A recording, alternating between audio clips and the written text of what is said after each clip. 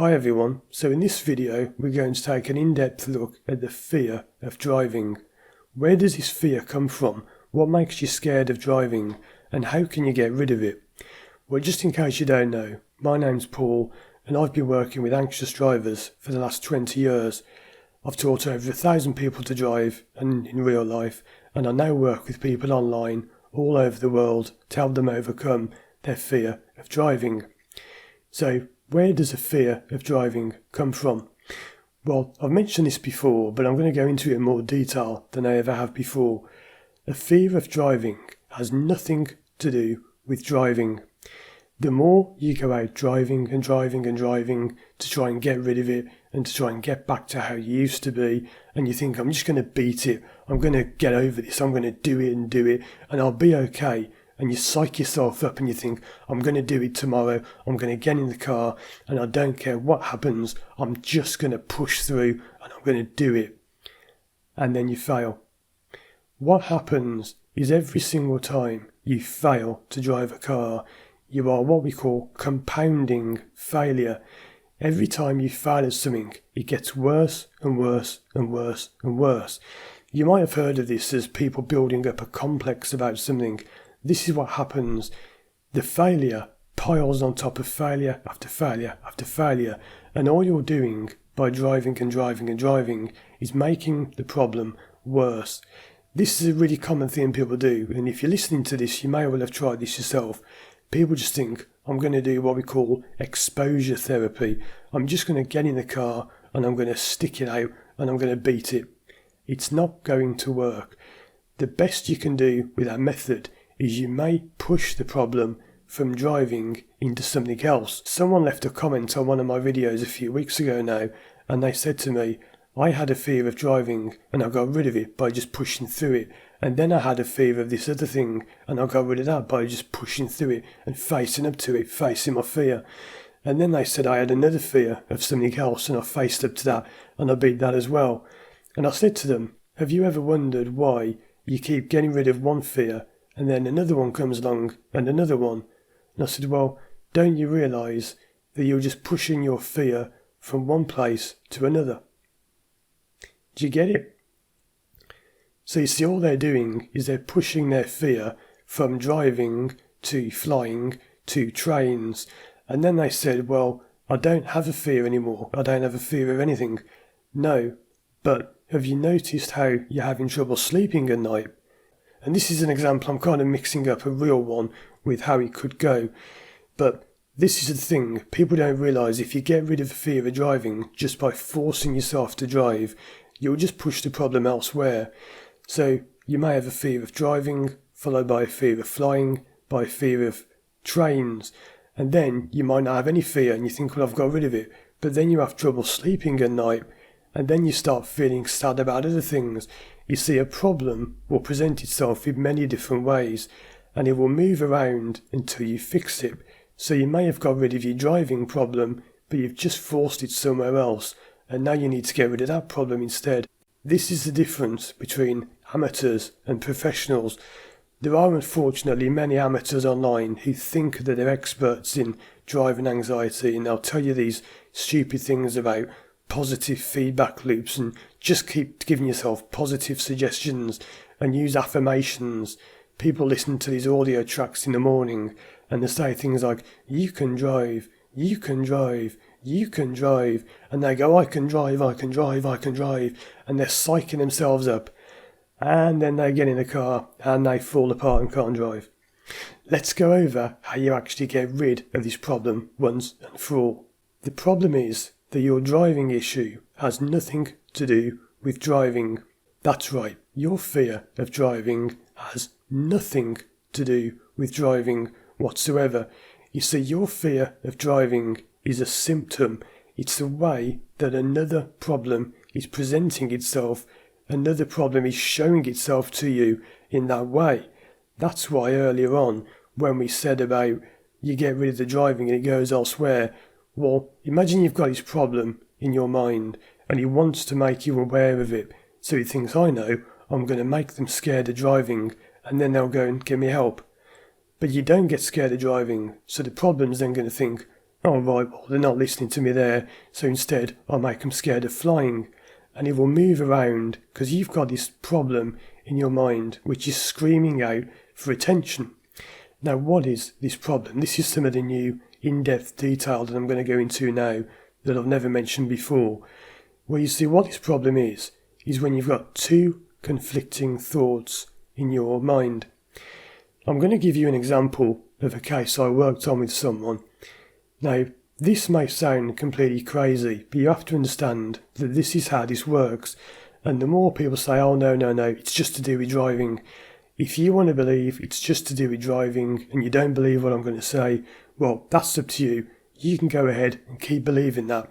But as I always say to people, come back to me in 6 months, 12 months, 18 months, when you've tried everything else and nothing's worked, and then I'll fix it. Because people always come to me at the end when they've tried everything else, and they always say the same thing. I wish I'd just come to you to begin with. I wish I hadn't listened to those stupid videos about just keep driving and just keep focusing on the road. Never going to work. So let's talk about this case that I had. This person's fear of driving at high speed, every time they went over 50 miles an hour, they got scared and panicked, and they had panic attacks, sweaty palms, headaches, stomach aches, all the typical things, stomach crunches, people often talk about. What was causing this problem, do you think? If I tell you that their problem was caused by a kettle. So I know you're probably thinking, what on earth has a kettle got to do with driving phobia? Well, let me explain. One of the ways that my therapy works, and I'm not going to give away all my secrets because there are loads of them, but I'm going to tell you one of them. One of the ways that this works is we come up with one question about your life which will completely stump you. You will not be able to answer this question, and you'll just be like, what? And what it is, it freezes people. It's what we call a paradox, or a power question. It's a question that when you ask somebody, it completely stumps them to the point where they have to go away and think about it. And when you find the answer to that question, that's when all your problems will release. So, the one I asked this person when he came to this thing about the coffee and the kettle was, if you like drinking coffee so much, what stops you? And then we just, well, I don't know. I said, well, think about it. If you like drinking coffee so much, what stops you drinking coffee? And they just couldn't answer. And they were like, but now bear in mind, this person had come to me with a driving phobia. How we even got to the thing about coffee, I'm not going to explain because that's a long, that'll take me hours to explain how to do that. But we came to the conclusion that the problem was all about coffee. So how can you drink coffee if you can't boil a kettle? That was the problem that stumped them.